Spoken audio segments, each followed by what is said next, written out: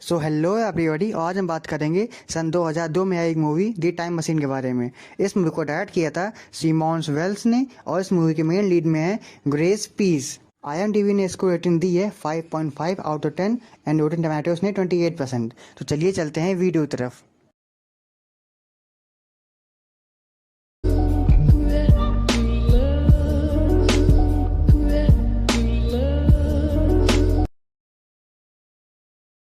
Movie की starting में हम 1899 का न्यूयॉर्क देखते हैं, जहाँ पे हम डॉक्टर एलेक्स से मिलते हैं और वो एक यूनिवर्सिटी में इंजीनियरिंग के प्रोफेसर थे और साथ ही साथ वो एक बहुत ही बढ़िया इन्वेंटर भी थे। और फिर हम एलेक्स के एक दोस्त को देखते हैं जो कि एक बहुत ही अच्छी कंपनी में एक जॉब कर रहा होता है और वो एलेक्स को भी जॉब का ऑफ़र देता है, पर एलेक्स अपनी इन्वेंशन पे ही काम करना चाहता था। एलेक्स की एक गर्लफ्रेंड भी होती है जिससे वो बहुत प्यार करता है और आज याद वो उससे मिलने भी जाने वाला था। वो दोनों मिल के काफ़ी अच्छा टाइम स्पेंड कर रहे थे, पर तभी वहाँ पे एक चोर आ जाता है और वो उन्हें लूटने की कोशिश करता है। पर हाथापाई के चक्कर में एलेक्स की गर्लफ्रेंड को गोली लग जाती है और वो मर जाती है। एलेक्स ये सब देख के काफ़ी उदास हो जाता है क्योंकि वो अपनी गर्लफ्रेंड से बहुत प्यार करता था और इसीलिए वो डिसाइड करता है कि वो एक टाइम मशीन बनाएगा जिसकी हेल्प से वो पास्ट में जाएगा और अपनी गर्लफ्रेंड को बचा लेगा। और पूरे 4 साल की मेहनत के बाद वो एक टाइम मशीन बना लेता है और फ़ौरन उसी टाइम पे जाता है जब उसकी गर्लफ्रेंड ज़िंदा होती है और वह उसे देख के काफ़ी खुश होता है और उसे लेके एक सेफ प्लेस पे पहुंच जाता है। पर वहाँ पे वो अपनी गर्लफ्रेंड को प्रपोज करने के लिए फ्लावर्स लेने जाता है, पर तभी एक कार से उसका एक्सीडेंट हो जाता है और उसकी गर्लफ्रेंड की ऑन द स्पॉट मौत हो जाती है। और यह सब देख के वो काफ़ी शॉक होता है, पर तभी उसे स्पेस एंड टाइम के रूल्स याद आते हैं कि वो किसी भी टाइम में जाके कुछ भी चेंज नहीं कर सकता है। मतलब जो होना है वो होना ही है। पर एलिस के पास इसका सलूशन नहीं था और इसीलिए वो फ्यूचर जाने के बारे में सोचता है कि शायद फ्यूचर के लोगों के पास इसका कोई सलूशन हो। और फिर वो टाइम मशीन की हेल्प से 2030 में जाता है और वहाँ पहुँच के वो एक लाइब्रेरी में जाता है जहाँ उसे पता चलता है कि अब इंसान चांद पे घर बसाने की टेक्निक ढूंढ रहे हैं। लाइब्रेरी पहुँच के वो वहाँ पे एक होलोग्राफिक AI से बात करता है और उससे टाइम मशीन के बारे में पूछता है, जिस पर वो AI बताता है कि टाइम मशीन का आविष्कार आज तक कभी हुआ ही नहीं। यह सुन के एलेक्स काफ़ी उदास हो जाता है और अब वो और भी ज़्यादा आगे जाने के बारे में सोचता है और फिर वो टाइम मशीन की हेल्प से 2037 में पहुंच जाता है और यहाँ पे आके वो देखता है कि धरती की हालत काफ़ी ख़राब है। तभी वहाँ पे 2 सोल्जर्स आ जाते हैं और वह उसे बताते हैं कि चांद पे कॉलोनी बनाने के कारण अब यहाँ पे चांद टूटने लगा है और इसलिए धरती पे तूफान, अर्थक्वेक और सुनामी आने लगी हैं और इसी कारण से धरती का वातावरण बिल्कुल ख़राब हो चुका है। वह 2 सोल्जर्स एलेक्स को प्रोटेक्ट करने की कोशिश करते हैं, पर तभी वहाँ पे अर्थक्वेक आ जाता है और एलेक्स भाग के अपने टाइम मशीन में आ जाता है और उसे स्टार्ट कर फ्यूचर जाने के लिए सेट कर देता है। पर अर्थक्वेक के कारण एलेक्स बेहोश हो जाता है और अब टाइम मशीन फ्यूचर में जाने लगती है, पर बीच में ही एलेक्स को होश आता है और वो टाइम मशीन को रोक देता है, पर चोट लगने के कारण वो दोबारा से बेहोश हो जाता है। और इस समय वो सन 8,02,701 में पहुंच जाता है और जब वो होश में आता है तो वो खुद को एक बस्ती में पाता है और जब वो बाहर आके देखता है तो वो पाता है कि ये पूरी बस्ती पहाड़ की चट्टानों को खोद के बनाई गई है। और फिर उस कबीले के सारे लोग एलेक्स को घेर लेते हैं। एलेक्स उन सभी को समझाने की कोशिश करता है, पर उन सबको एलेक्स की भाषा समझ में नहीं आती है क्योंकि यहाँ पे इन लोग की कोई और ही भाषा होती है। वह लोग एलेक्स को जान से मारने ही वाले होते हैं, पर तभी वहाँ पे मारा नाम की एक लड़की आ जाती है और वह सभी को एलेक्स को मारने से मना करती है। मारा को एलेक्स की भाषा आती थी और इसीलिए वो उससे बात करती है और एलेक्स उसे सब कुछ सच सच बता देता है कि वह पास्ट से आया है। पर मारा अपने लोगों को ये सारी बातें नहीं बताती है क्योंकि अगर वो ये सारी बातें अपने लोगों को बताएगी तो वो तुरंत ही एलेक्स को जान से मार देंगे। फिर रात में जब एलेक्स मारा से बात करता है तो उसे पता चलता है कि इस समय कोई भी आधुनिक हथियार या फिर टेक्नोलॉजी नहीं है।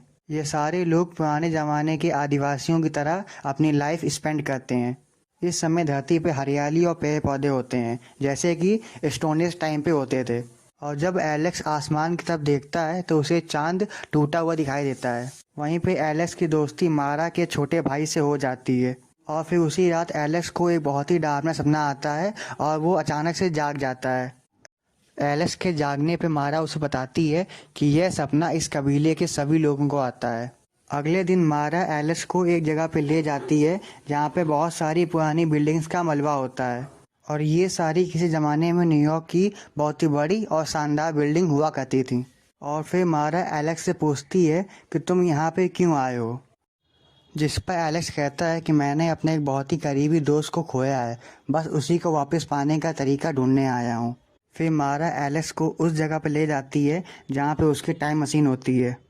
एलेक्स टाइम मशीन में बैठ के अपने टाइम में जाने ही वाला होता है कि तभी मारा उससे कहती है कि तुम मेरे छोटे भाई को भी अपने साथ ले जाओ। इससे पहले कि एलेक्स कुछ कह पाता, ढोल बजने की आवाज़ आती है और ये ढोल खतरे का संकेत होता है। ढोल की आवाज़ सुन के मारा तुरंत ही अपने छोटे भाई के पास भागती है और एलेक्स उसके पीछे भागता है। तभी एलेक्स देखता है कि वहाँ पे कुछ अजीब से क्रीचर ज़मीन से बाहर आ रहे हैं और कबीले वालों को पकड़ रहे हैं ताकि वह उन्हें खा सकें। और उन्हीं में से एक क्रिएचर एलेक्स के पीछे पा जाता है और वह उसे मारने ही वाला होता है कि तभी कबीले का एक आदमी वहाँ पे आ जाता है और एलेक्स की जान बचा लेता है। और फिर अचानक ही वो सारे क्रीचर अपने आप ज़मीन के अंदर जाने लगते हैं, पर उनमें से एक मारा को अपने साथ ले जाता है। एलेक्स कबीले वालों से कहता है कि हमें मारा को बचाना होगा, पर कबीले का लीडर एलेक्स से कहता है कि वो क्रीचर हमसे काफ़ी पावरफुल हैं और हम उनसे नहीं जीत सकते। और फिर एलेक्स मारा के छोटे भाई से कहता है कि मैं मारा को बचा सकता हूँ, पर इससे पहले मुझे उन क्रीचर के बारे में इन्फॉर्मेशन चाहिए होगी कि वो कौन है और कहाँ से आते हैं। क्या तुम किसी ऐसे को जानते हो जो मुझे इनके बारे में बता सके? जिस पर मारा का भाई उसे एक जगह पे ले जाता है और वह जगह और कोई नहीं बल्कि सन 2030 की वही लाइब्रेरी होती है जहाँ पर वो होलोग्राफिक एआई अभी भी होता है। और क्योंकि इस पूरी बिल्डिंग की पावर सप्लाई सोलर सिस्टम से कनेक्टेड होती है, इसीलिए इस बिल्डिंग के कुछ फंक्शंस अभी भी काम कर रहे होते हैं। जैसे कि ये एआई, एलेक्स उस एआई से उन क्रीचर के बारे में पूछता है। तब वो एआई बताता है कि 2037 के बाद जब धरती तबाह हो चुकी थी, तभी कुछ लोग जान बचाने के चक्कर में धरती के अंडरग्राउंड में रहना स्टार्ट कर दिए थे और कुछ लोग ज़मीन के बाहर ही सर्वाइव करने लगे थे। जो लोग ज़मीन के अंदर गए थे वो हज़ारों सालों तक ज़मीन के अंदर ही रहे और इसीलिए उनकी बॉडी फिजिकली चेंज हो गई और उनकी स्किन इतनी सेंसिटिव हो गई कि वो सनलाइट को बर्दाश्त ही नहीं कर सकती। और ज़मीन के अंदर कुछ खाने को तो है नहीं, इसीलिए ये लोग शाम को बाहर आते हैं और इंसानों को पकड़ के ज़मीन के अंदर ले जाते हैं ताकि वह उन्हें खा सकें। ये क्रीचर और कोई नहीं बल्कि पास्ट की ही ह्यूमन ब्रीड है।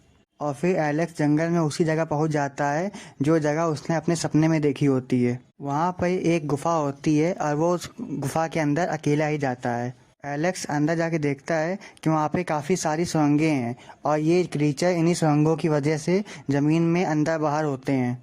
पर तभी एलेक्स का पैर फिसल जाता है और वो एक हड्डियों से भरे तालाब में गिर जाता है। पर तभी एक क्रीचर उसको देख लेता है और उसको पकड़ के एक जगह पे ले आता है जहाँ पे मारा भी होती है, पर ऐसा लग रहा था जैसे कि उसे किसी ने हिप्नोटाइज किया हो।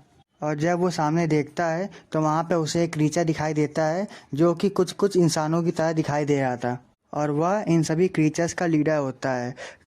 क्रीचर्स का लीडर एलेक्स को बताता है कि मेरे पास कुछ खास तरह की पावर्स हैं, जैसे कि टेलीपैथी, जिसके कारण से मैं इन सभी का दिमाग कंट्रोल कर सकता हूँ।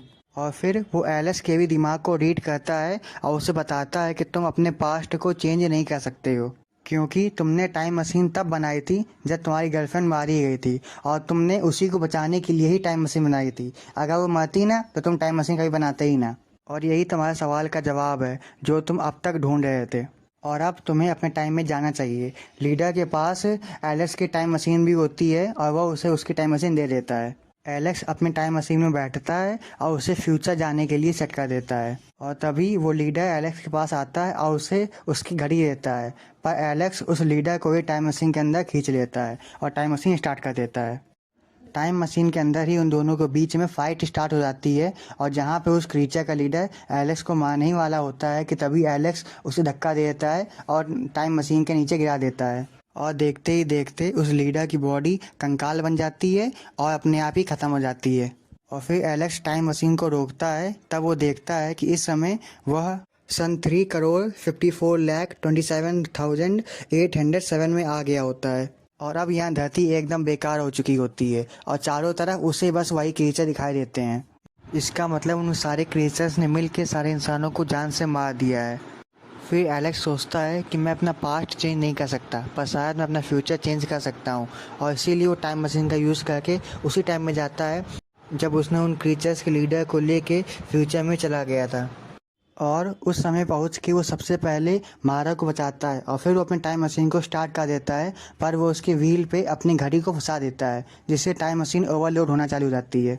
फिर वो मारा को लेके उस गुफा से बाहर निकलने लगता है और काफ़ी सारे क्रीचर्स उनके पीछे होते हैं, पर एंड टाइम पे वो दोनों लोग उस गुफा से बाहर आ जाते हैं और टाइम मशीन ओवरलोड होने के चक्कर में वो पूरी गुफा ब्लास्ट हो जाती है, जिससे सारे क्रीचर मारे जाते हैं।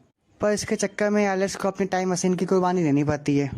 पर अब वो मारा को पसंद करने लग गया था और इसीलिए वो यहीं पर रुकने का डिसाइड करता है, ताकि वो मारा के साथ अपनी न्यू लाइफ जी सके। और मूवी के लास्ट सीन में सन 1903 में एलेक्स के दोस्त को दिखाया जाता है, जिसे काफ़ी दिनों से एलेक्स नहीं मिला होता है, और वो एलेक्स को ट्रिब्यूट देते हुए कहता है कि अब शायद एलेक्स को वो मिल चुका है जिसके लिए वो कब से भाग रहा था। और इसी के साथ ही मूवी ख़त्म हो जाती है।